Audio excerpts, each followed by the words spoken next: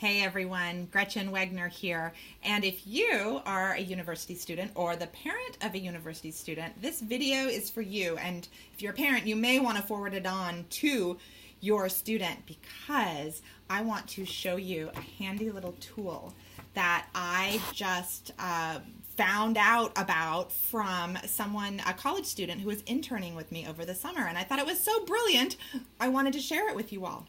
And this is a tool that he makes every school year, or every semester, I should say, at the beginning of the semester. It's a 2-page piece of paper. I printed things out. I don't know if his looks this way. I made some changes to protect the innocent here. But so first of all, he makes a map, or a chart, I should say, with all of the basic information about all of his classes. And so here you see he's got the course and the code, the professor's name, and also what the professor prefers to be called. So here we've got first names all the way down except for right here. This particular professor, Dr. Isaacs, wants to be called Dr. Isaacs. Good to know. He also has all of the main reading materials that he needs here, including, we'll get up close, you can see even the dollar value of some of them so that he can budget his expenses. He has his the drop-in hours for office hours, and this is super crucial. In fact, the reason why I sought this out from the student in the first place is I was working in a client session with a student who's newly going to community college, and I made her write down all of her professor's office hours because often you think, oh, I should go to office hours, but I don't know when they are, and oh, it takes too much research, and oh, okay, I won't bother. So just having it all in one place at the beginning of the semester can make a huge difference.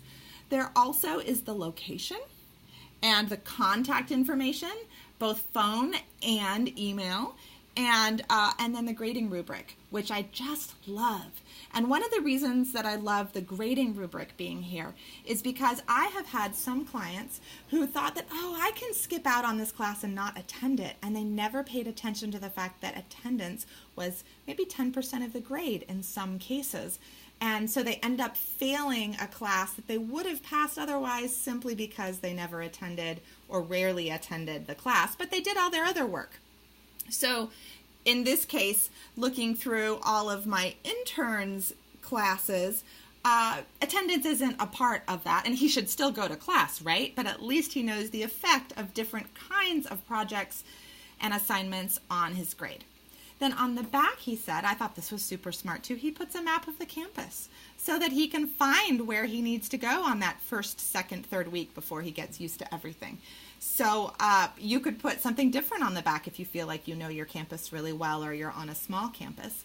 But I thought this was just a great one-pager to tuck in somewhere. And he also mentioned he has it as a Google Doc so that he can just call it up on his phone whenever he needs it. Oops, upside down.